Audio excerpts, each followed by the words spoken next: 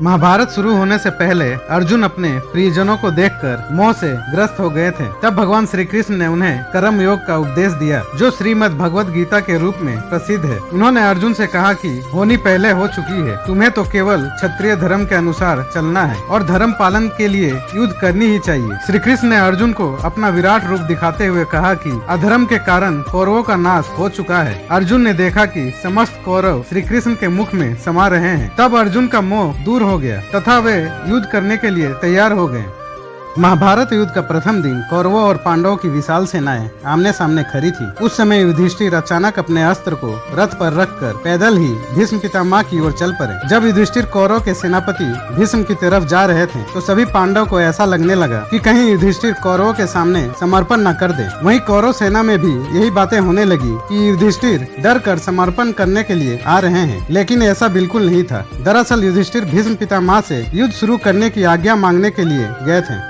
उन्होंने हाथ जोड़कर भीष्म से कहा कि पितामह आज्ञा दें ताकि हम आपसे युद्ध कर सकें। युधिष्ठिर की ये बात सुनकर भीष्म बहुत खुश हुए और उन्होंने कहा कि मैं तुम्हें विजय श्री का आशीर्वाद देता हूँ। युधिष्ठिर ने भीष्म के बाद गुरु द्रोणाचार्य से युद्ध शुरू करने की अनुमति मांगी। तब द्रोणाचार्य ने भी प्रसन्न होकर कहा कि मैं तुम्हें आशीर्वाद देता हूँ कि इस युद्ध में तुम्हारी जय हो। तब श्री कृष्ण ने पांडव को समझाया कि कोई भी बड़े काम करने से पहले घर के बड़ों का आशीर्वाद जरूर लेनी चाहिए।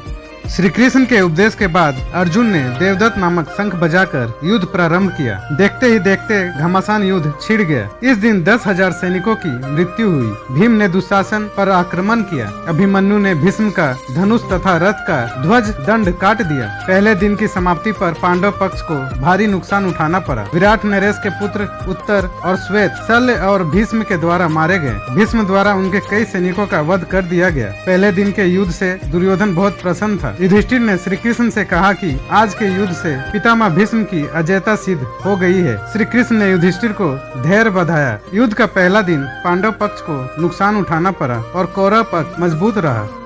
महाभारत युद्ध का दूसरा दिन श्री कृष्ण के उपदेश के बाद अर्जुन तथा भीष्म, धृष्टद्युम्न तथा द्रोण के मध्य युद्ध हुआ। सत्यकी ने भीष्म के सारथी को घायल कर दिया। द्रोणाचार्य ने धृष्टद्युम्न को कई बार हराया और उसके कई धनुष काट दिए। भीष्म द्वारा अर्जुन और श्री कृष्ण को कई बार घायल किया गया। इस दिन भीम का कलिंगों और निषादों से युद्ध हुआ तथा भीम द्वारा हजारों की संख्या में कलिंग और निषाद सैनिक मार गिराए गए। इस दिन अर्जुन ने भी भीष्म को भीषण संहार मचाने से रोके रखा। कौरवों की ओर से लड़ने वाले कलिंगराज, भानुमान, केतुमान और अन्य कलिंग वीर योद्धा मारे गए। युद्ध के दूसरे दिन कौरवों को नुकसान उठाना पड़ा और पांडव पक्ष मजबूत रहा।